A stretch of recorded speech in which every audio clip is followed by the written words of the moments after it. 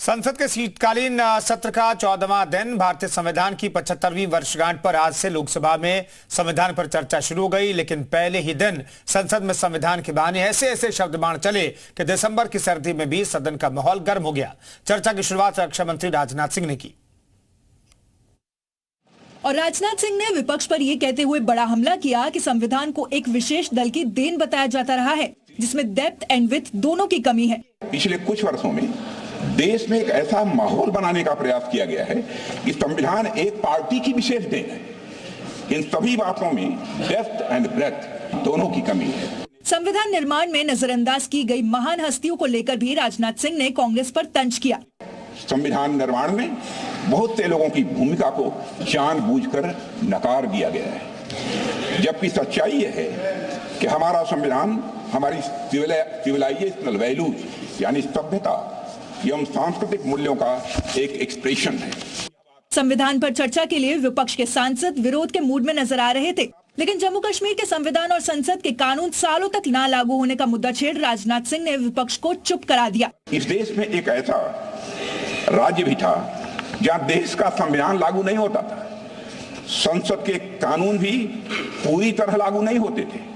हमने वहां भी संविधान को पूरी तरह से लागू करके दिखाया है। इतना ही नहीं, राजनाथ सिंह ने डॉक्टर श्यामा प्रसाद मुखर्जी को प्रेरणा स्रोत बताते हुए उनके विचार का बखान भी किया और कहा डॉक्टर श्यामा प्रसाद का मानना था हमारा संविधान सामूहिक रिफॉर्म का रिजल्ट होना चाहिए।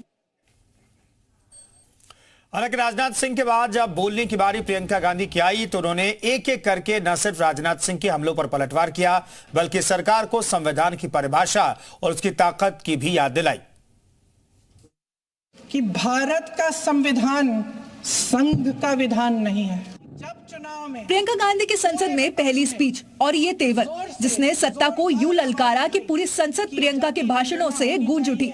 तो इस संविधान ने हर एक देशवासी को ये अधिकार दिया कि वो सरकार बना भी सकता है और सरकार बदल भी सकता है।